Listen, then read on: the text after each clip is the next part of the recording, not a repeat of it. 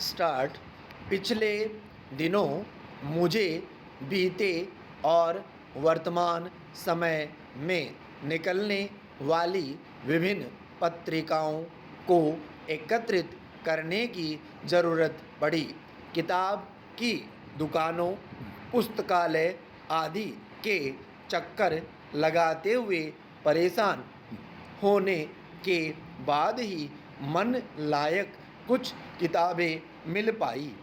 आज लोगों की ज़रूरतों और पसंद की फहरिस्त से गायब होती किताबें अक्सर मुझे चिंतित कर देती है।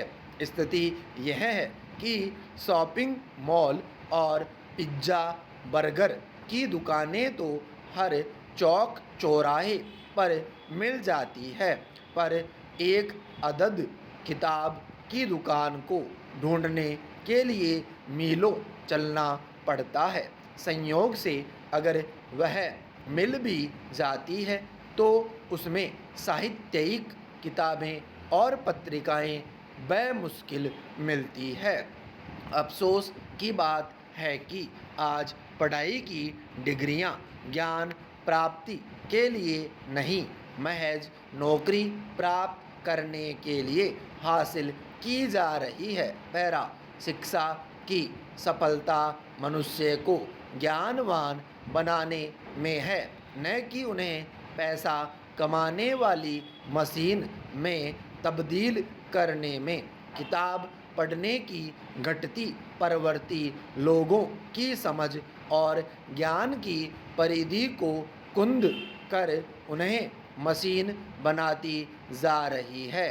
साहित्यकार राम वृक्ष बेनीपुरी ने अपनी प्रसिद्ध प्रतीकात्मक निबंध गेहूं और गुलाब में गेहूं को भौतिक, आर्थिक और राजनीतिक प्रगति का प्रतीक माना है, जबकि गुलाब को मानसिक और सांस्कृतिक प्रगति का।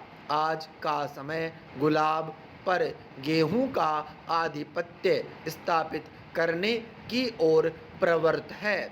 पढ़ने की छूटती आदत, किताबों का लोप होते जाना और डिग्रियों का उपयोग पैसा कमाने तक सीमित रखना वास्तव में गुलाब पर गेहूं की जीत का ही द्योतक है, जबकि सही अर्थों में विकास का बीज दोनों के समुचित संतुलन में छिपा है। पैरा बीते 1.5-2 दशकों में इलेक्ट्रॉनिक मीडिया के फैलते दायरे, मोबाइल और इंटरनेट के व्यापक प्रसार, बढ़ती व्यावसायिकता के अंधानुकरण आदि ने व्यक्ति के शारीरिक और मानसिक सुकून को छीनने के साथ ही उन्हें सामाजिक और सांस्कृतिक गतिविधियों से भी दूर किया है।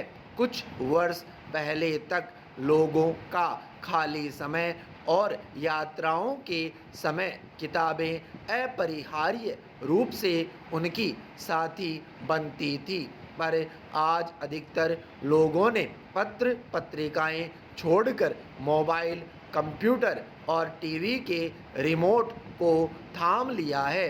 वे समझ ही नहीं पा रहे हैं कि पठन पाठन की छूटती आदत उन्हें नासमझी के गर्त में गिरा रही है। पैरा घरों में जिस तेजी से आधुनिक संसाधनों का आगमन हो रहा है, उसी तेजी से किताबों की अलमारियां गायब होती जा रही है। अगर इसका जिक्र होता है तो लोग बिना विचारे सहजता से कह देते हैं कि अब किताबों को खरीदने की क्या ज़रूरत है।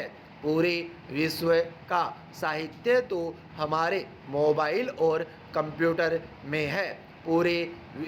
पर वे ये नहीं बताते कि दिन भर में जितना समय वे मोबाइल पर व्हाट्सएप, इंस्टाग्राम और फेसबुक चलाने में देते हैं, उसका कितना हिस्सा किताबों को देते हैं। सबसे चिंतनीय है बच्चों का किताबों से दूर होते जाना। यह समस्या हर स्तर पर मौजूद है।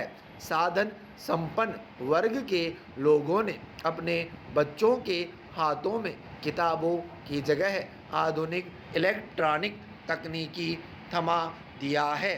वहीं जो लोग इन्हें खरीदने में असमर्थ है, वे भी इस जुगत में लगे हैं कि किस प्रकार इन संसाधनों को अपने बच्चों तक पहुंचाएं।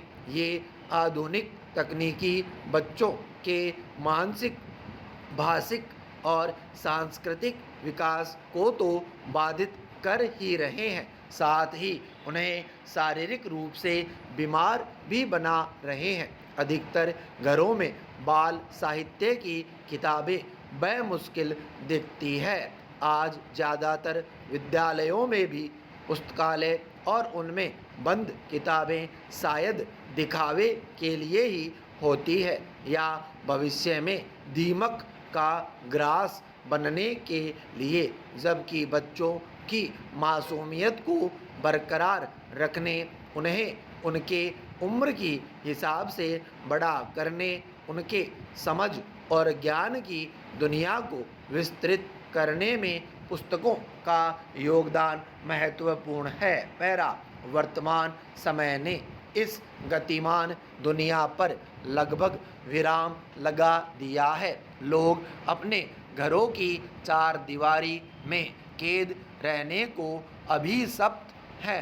ऐसे वक्त में अपने समय को सार्थक तरीके से बिताने के लिए किताबें एक अच्छे साथी की भूमिका निभा सकती है। किताबों से मित्रता लोगों को मोबाइल और कंप्यूटर की लत से दूर करेगा। यह तमाम माता पिता को इस चिंता से भी मुक्त करेगा कि कभी पढ़ाई तो कभी वीडियो गेम के बहाने उनके बच्चों के हाथों और मन को गिरफ्त में ले चुका मोबाइल और नेट का संजाल पता नहीं उन्हें किस नरक से रूबरू करा रहा है।